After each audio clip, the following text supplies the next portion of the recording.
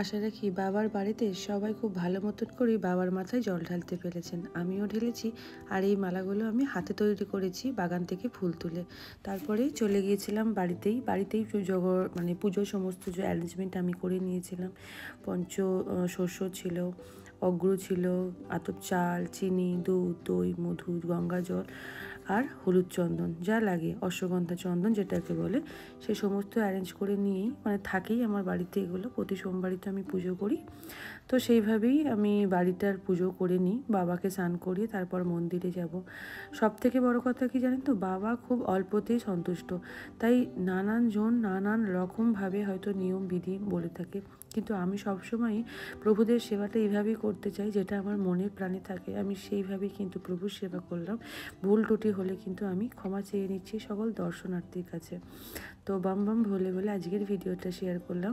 বাবাকে স্নান করে নিয়ে পুরো একদম রেডি করে দেওয়ার পর এই যে অশ্বগন্ধা হলুদ মানে চন্দন, সেটা দিয়ে আমি তিলক করিয়ে পৈতে দিয়েছিলাম। আর আমি বস্ত্র দিয়েছিলাম আর ফল মিষ্টান্ন সমস্ত কিছু দিয়ে আমি আমার সাধ্য মতন বাবাকে পুজো করে বেরিয়ে গিয়েছিলাম মন্দিরের উদ্দেশ্যে।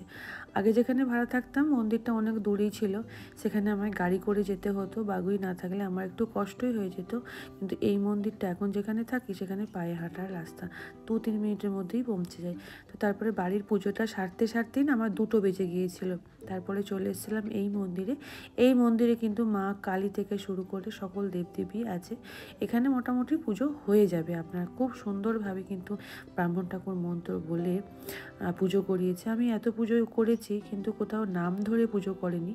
নাম ধরে মানে কি, ফুল যখন আমরা দিই বাবাকে বা কোনো দেবদেবীকে, তখন ফুল দেওয়ার একটা মন্ত্র আছে, বস্ত্র দেওয়ার মন্ত্র আছে, জল দেওয়ার মন্ত্র আছে।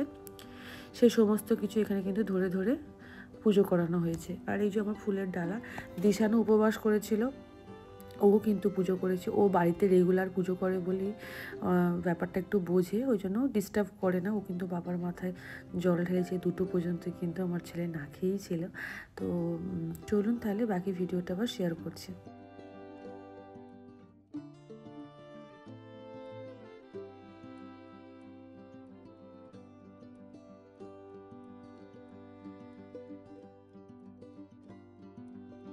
আমি অনেকগুলো মানে এখানে যতদিন ধরে আছি অনেকগুলো মূর্তি মানে হচ্ছে জল ঢেলেছি অনেক মন্দিরে, কিন্তু এখানটা সত্যি খুব সুন্দরভাবে বাবার পুজো দেওয়া হয়েছিল। একটু ভিড় ছিল তো বটেই, দেখুন আজকের দিনে ভিড় তো হবেই, তাই না? তো এবার দিশান একটু আরতি করে নিচ্ছে, তারপরে আমি একটু আরতি করে নেব, তারপরে বেরিয়ে যাব। আর ওই যে বলেছিলাম এখানে আরও অনেক দেবদেবী আছে, এখানে মা কালী আছে, মা মনসাও আছে ভেতরে। একটা ব্লগে আমি শেয়ার করেছিলাম যে প্রত্যেকটা যে কালী পুজো হয় এখানেই কিন্তু হয়।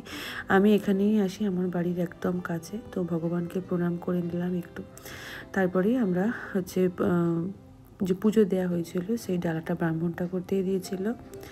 আর তারপরে এখানে বসেই না আমরা একটু প্রসাদ, ভগবানকে যে ভোগ দিয়েছিলাম সেই প্রসাদে একটু আমরা নিয়ে নিয়েছিলাম, কারণ অনেকটা বেলা হয়ে গিয়েছিলো, সেটা অনেকটা খিদে পেয়েছিল।